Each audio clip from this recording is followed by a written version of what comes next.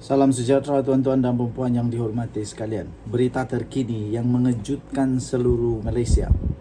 Kali ini siapa lagi yang bakal ditangkap oleh SPRM? Ini pendedahan terbaru.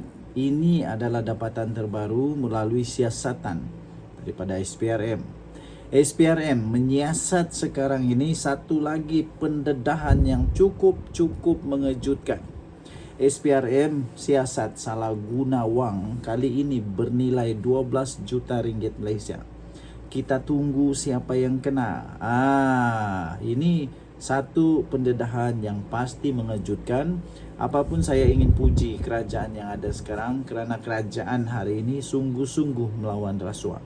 SPRM siasat salah guna wang 12 juta ringgit yang melibatkan Sapura Energy. Siapa di sebalik Sapura Energy? Ada sesiapa yang boleh komen kah? Siapa bos Sapura Energy? Pasti ramai yang tahulah kan, tapi saya pun tidak tahu sebenarnya. Komenlah. Tapi sebelum itu, bagi anda yang ada masalah penyakit kencing manis, darah tinggi, 3 serangkai, kanser, gout, apapun penyakit yang disebabkan oleh kerosakan imun badan, saya ada satu produk daripada Transofactor daripada For Life Research. Produk ini adalah produk imun molekul ataupun imun terapi. Ini adalah produk saintis, boleh meningkatkan imun badan anda sehingga 437% kekuatan imun badan. Inilah paling kuat di dunia.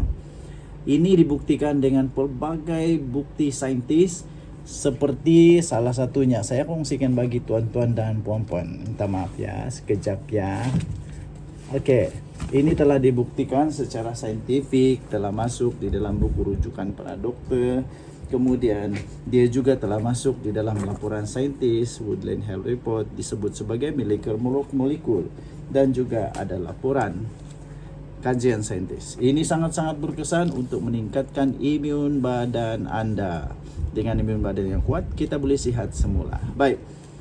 Suruhanjaya Pencegahan Rasuah Malaysia SPRM sedang menyiasat dakwaan salah guna wang kira-kira 12 juta ringgit Malaysia yang dipercayai ada kaitan dengan 2 kes melibatkan syarikat penyedia penyelesaian minyak dan gas, Sapura Energy Berhad. Ketua Pesuruhjaya SPRM Tan Sri Azam Baki berkata, bagi kes yang pertama, seramai 15 saksi telah pun dirakam keterangan. Namun setakat ini tiada tangkapan yang dibuat.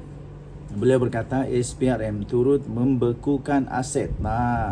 Turut membekukan aset atau harta milik pengarah Sapura Petroleum dan keluarganya, termasuk 2 kediaman mewah bernilai 5.5 juta yang dimiliki oleh Ketua Pegawai Eksekutif CEO syarikat berkenaan. Tuan-tuan dan puan yang dihormati sekalian, siapa dia itu? Mari kita rungkai satu persatu. Siapa dia? Okey. Mari kita. Pada pendapat anda, siapakah orang itu? Okey. SPRM memaklumkan, ini dia. Kita perlu membekukan banyak lagi maklumat, membekalkan banyak lagi maklumat kepada mereka, dan daripada situ juga bila dapat maklumat maka kita akan terus menjalankan siasatan di negara kita, katanya. Pada Mac yang lepas, SPRM telah membuka 2 kertas siasatan berhubung dakwaan pembayaran rasuah dan penyelewengan membabitkan Sapura Energy Berhad. Siasatan itu dibuat berdasarkan hasil daripada siasatan awal agensi anti rasuah itu pada akhir tahun 2023 yang melibatkan tuntutan membabitkan syarikat berkenaan. SPRM turut memaklumkan kedua-dua kertas siasatan itu dibuka bagi menyiasat kegiatan pengubahan wang haram dan penyelewengan sekitar tahun 2018 ketika syarikat itu dikenali sebagai Sapura Kencana Petroleum Berhad. Wow. Okey. Siapa mereka yang bakal kena? Okey, mari kita lihat siapa yang kena. Okey, Azam Baki turut berkata, kes kedua pula melibatkan dakwaan pembayaran rasuah oleh pihak luar negara kepada seorang CEO pada tahun 2011 bagi tujuan mendapatkan projek milik Sapura Energy. Berhubung dengan rasuah wang yang melibatkan 3.3 juta US dollar, ketika itu syarikat Sapura Trace namanya di bawah Sapura Energy telah memberi satu kontrak subkontrak kepada satu syarikat asing di Brazil. Kemudian wang itu telah dibayar oleh ejen melalui sebuah negara di Netherlands dan disalurkan di Singapura dan sebagainya, kata beliau. Beliau berkata, SPRM perlu mengemukakan pelbagai permohonan menggunakan bantuan perundangan bersama MLA dengan negara terbabit bagi mendapatkan keterangan lanjut. Siapa yang kena? Kita tunggu. Bye. Okey, orang selalu bertanya kepada saya sebagai seorang content creator, mikrofon apa yang selalu saya pakai. Saya pakai jenama Boya, yang ini jenama Boya. Tidak terlalu mahal tapi kualiti dia memang bagus. Dan untuk power bank pula, supaya saya sentiasa cukup power di mana-mana pun, saya pakai Remax dengan ada kabel siap ada di sini. Tidak perlu susah-susah cari kabel. Ada lightning dan juga ada type C. Okey, 20,000 mAh yang ini cukup untuk charge handphone saya sebanyak 4 kali. Oh, okey. Jadi jam saya pula, ini sangat penting bagi saya. Sangat penting di mana-mana. Saya mesti ada ini jam. Saya pakai jam GTR3 daripada Amazfit. Ini mampu milik, tetapi kualiti dia cukup hebat. Saya sudah pakai ini jam lebih daripada 4 tahun. Masih okey sampai sekarang. Okey, tekan di link yang saya beri. Selamat pagi tuan-tuan dan puan-puan yang dihormati sekalian. Hari ini paling hangat. Belum pernah majlis rasmi Kerajaan Hidang Arak, kata Ahmad Zahid Hamidi, 5 Oktober 2025. Hui, ini panas.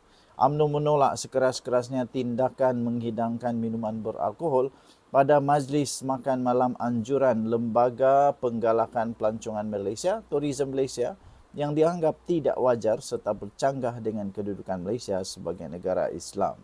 Presidennya Datuk Seri Dr. Ahmad Zahid Hamidi berkata, walaupun kerajaan menghormati agama dan budaya masyarakat berbilang kaum, penganjuran cara rasmi kerajaan perlu mengambil kira sensitiviti umat Islam selaras kedudukan Islam sebagai agama persekutuan, katanya. Tentunya kita harus menolak dan kita mesti tidak bersetuju dengan program berkenaan. Malaysia adalah negara Islam, biarpun kita menghormati agama, budaya dan kelaziman lain-lain agama, tapi ini merupakan acara kerajaan, katanya, seperti yang telah dirakamkan.